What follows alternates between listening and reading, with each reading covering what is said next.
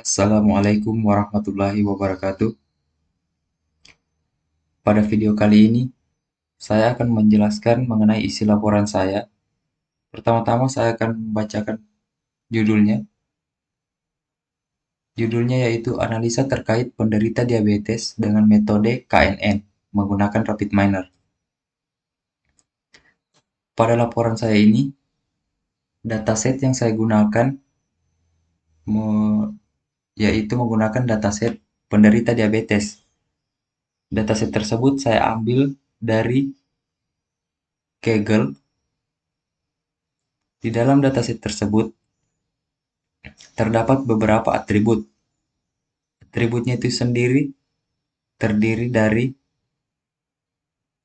atribut umur, jenis kelamin,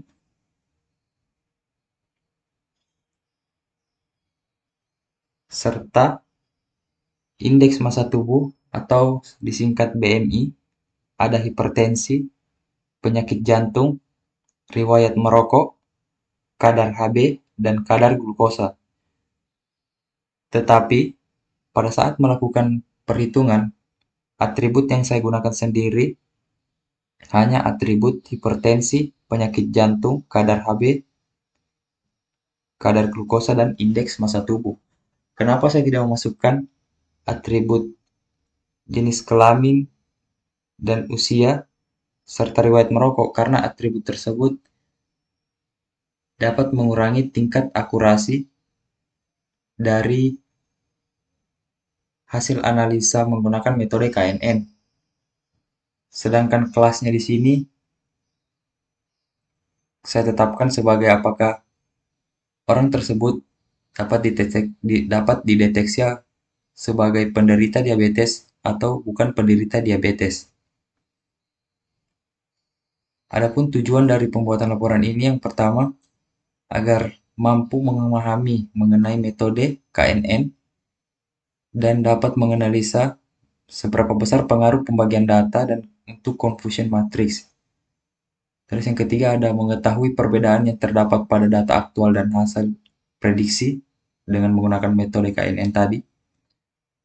Setelah itu, dapat melakukan perhitungan manual dengan menggunakan KNN.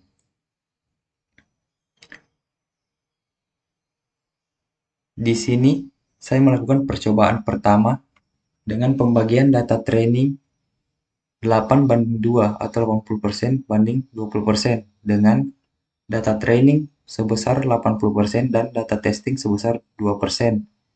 Akurasi yang saya dapatkan itu sebesar 90%. Sedangkan untuk pembagian data training sebesar 50% dan testing sebesar 50%, akurasi yang saya dapatkan itu menjadi 89,80%. Yang berarti pembagian data dapat mempengaruhi nilai akurasi, meskipun nilai akurasinya hanya berupa sedikit, kurang dari 1% perubahannya. Terus di sini ada nilai presisinya sendiri dan nilai recall-nya. Selanjutnya, saya akan menjelaskan tentang perbandingan data aktual dan data hasil prediksi. Di dalam data aktual, terdapat dua penderita diabetes yang terdeteksi, yaitu pada baris nomor 9 dan 19. Sedangkan di data hasil prediksi dengan menggunakan metode KNN,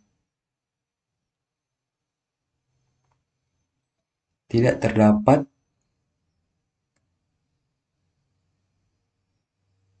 penderita diabetes satupun. Itu untuk pembagian data 8:2. Sedangkan untuk pembagian data 5:5 atau 50% banding 50%, data aktualnya menunjukkan terdapat 5 penderita diabetes, di mana penderita itu terdapat pada baris nomor 5, 19, 24, 30, dan 31. Tetapi pada data prediksi tidak ditemukan penderita diabetes atau semua hasil prediksinya menunjukkan bahwa hasil prediksi untuk sampelnya menunjukkan bahwa tidak satu pun ditemukan penderita diabetes. Disitulah terdapat perbedaan antara data aktual dan data training, di mana data aktualnya menunjukkan 5 penderita diabetes, sedangkan di data prediksinya tidak menunjukkan satupun penderita diabetes. Adapun penyebaran data aktual dan data prediksi ini saya jelaskan sedikit. Di gambar ini, untuk titik yang berwarna hijau, itu menunjukkan data prediksi. Sedangkan untuk data yang biru itu menunjukkan data aktualnya. Di data aktualnya menunjukkan ada 5 penderita diabetes. Oleh karena itu, terdapat 5 titik-titik biru di bagian atas yang menunjukkan ada 5 sampel yang berindikasi menderita penyakit diabetes. Sedangkan untuk yang berwarna hijau ini untuk data prediksinya sendiri terdapat di bagian bawah semua, di mana bagian bawah itu menunjukkan bahwa bukan penderita diabetes. Itu menunjukkan bahwa data prediksi ini tidak membaca satupun penderita diabetes dari sampel yang dipakai tadi.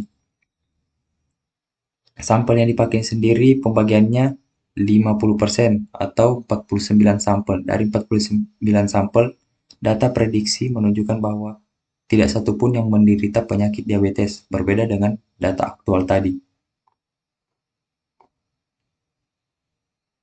Dan selanjutnya ada perhitungan manualnya.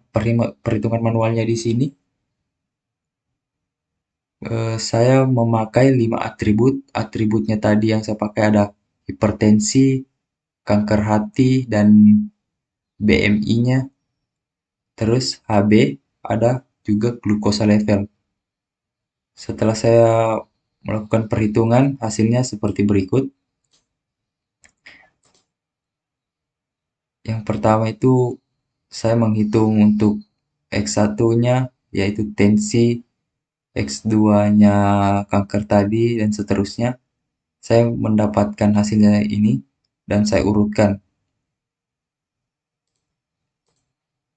Dengan jika saya menggunakan K sama dengan 5, maka voting kelas penderita diabetes yang didapatkan itu sama dengan 2. Dan yang bukan penderita diabetes 3. Maka dari kelas dataset dengan nilai atribut X1-nya 0, X2-nya 0, X3-nya 23,86, X4-nya 5,7, X5-nya 85. Dengan atribut tersebut, maka dia masuk ke dalam kelas bukan penderita diabetes. Sekian dari penjelasan isi laporan saya. Assalamualaikum warahmatullahi wabarakatuh.